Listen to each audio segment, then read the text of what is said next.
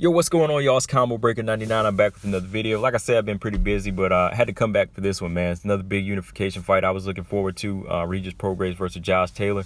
Just my real quick post-fight thoughts on the video, on this video right here. But shout out to both of these guys, man. They both really came to fight. But Josh Taylor, he came in and he had the better game plan in this fight. He was able to edge it out, man, and win this one by majority decision.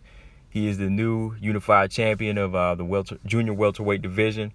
And he has the Ali trophy now. He won the wbss, man. But overall, it was just a really, really good performance by both guys. They both wanted this fight, and they both performed like they really wanted the championship. But I think that this is another fight another good example of a fight where consistency is the key in a fight, man. You got to stay consistent. And by consistent, I don't mean, just doing the same thing.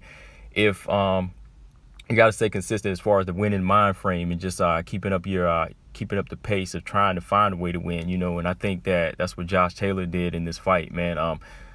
Regis Prograis, man, at first, in the first couple of rounds of this fight, I felt like, he was getting into a good game plan, and this was the game plan he was going to use. He was going to be on the inside, slipping and dodging, working the body, countering Josh Taylor from a good mid-range. But Josh Taylor, man, he really showed me that he could fight on the inside. Not many people thought Josh Taylor was going to fight on the inside. They thought he was going to use his reach. He was going to box from the outside and just move around and try his game at that. But he wanted to come in on the inside and, fight Regis Prograis on the inside. And he was successful, man. First half of the fight, though, I think Regis Prograis, he was pulling the rounds out. He was putting on a good body clinic, good jab in the early rounds. I'd say first 6 rounds, it was about 4-2.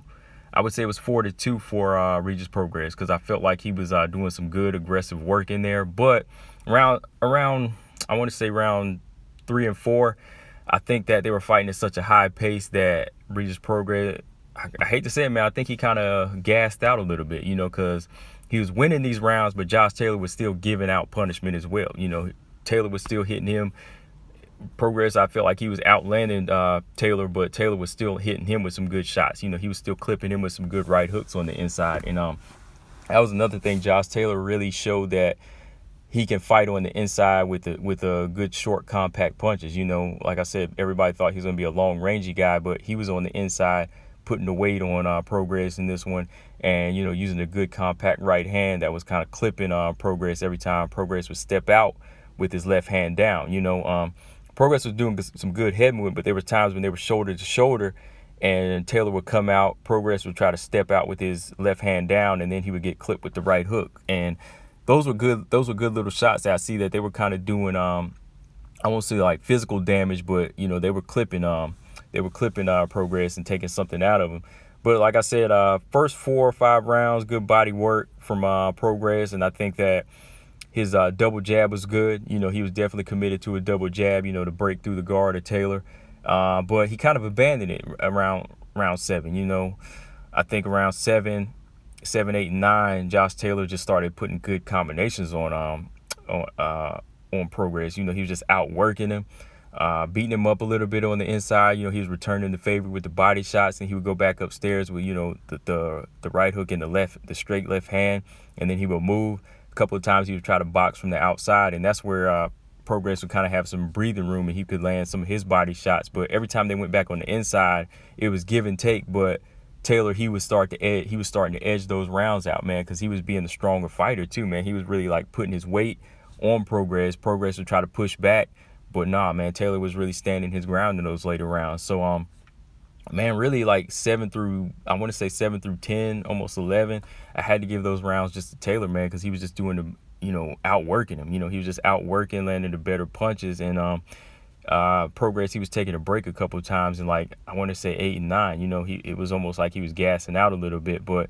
he was staying in the fight though, man. Like I said, he was just staying in the fight. He just couldn't find that he just couldn't find that other level or make that adjustment to go back to what he was doing, or try to find a way to, counter the left hand over the top of Taylor's right hook, But all the way down to the 11th and 12th, they fought a good fight. I had to give Prograis the 12th round. I think that, he felt that urgency. He came out fast. He went to the body, but so did Josh Taylor.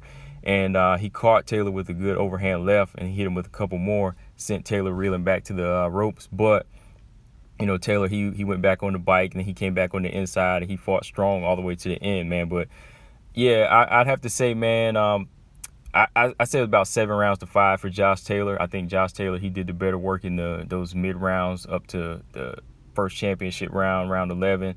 I think that Prograis, he kind of didn't make that right adjustment in the mid rounds whenever Josh Taylor started fighting his fight. Whenever they started fighting on the inside, Regis Prograis probably should have went to boxing a little bit more. He should have switched it up and said, hey, I'm not going to fight on the inside right now. Let me go ahead and box him, But he tried to stick on the inside and tried to bang with Taylor a little bit, and he wanted to prove to be the tough guy, which sometimes it's not good to do, man. Like, if you want the W, you got to be the smarter guy, not the tougher guy, but the smarter guy. I mean, we know both of these guys are tough because, they're both in there fighting for the unification fight. So we know we get past the balls and everything, but sometimes you got to fight with your brain, man, because I really wanted to see Prograis, make that adjustment and say, hey, I can beat the taller, stronger guy. But, Josh Taylor, he came in there with a different game plan, surprised everybody and fought on the inside and fought pretty gritty, man. But overall, pretty good fight. Josh Taylor, he was a clear winner, in my opinion, 7-5. He called out Jose Ramirez next. He wants that other level, that next belt.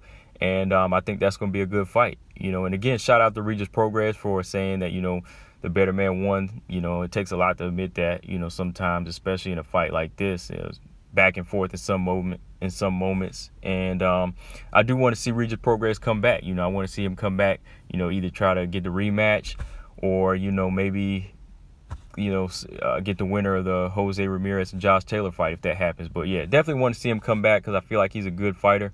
Josh Taylor, he proved to be something that, a lot of people didn't think he was a really good inside fighter. But yeah, that's all I got on this one, guys. Probably do another video kind of breaking the fight down. But yeah, like I said, been pretty busy. Still got to go back and watch some of these UFC fights and Bellator fights I missed. But yeah, man, let me know who you thought won this fight in the comment section, guys. Was it a majority decision? Was it unanimous for Josh Taylor? Just make sure y'all subscribe. Combo Breaker 99. I'm out. Peace.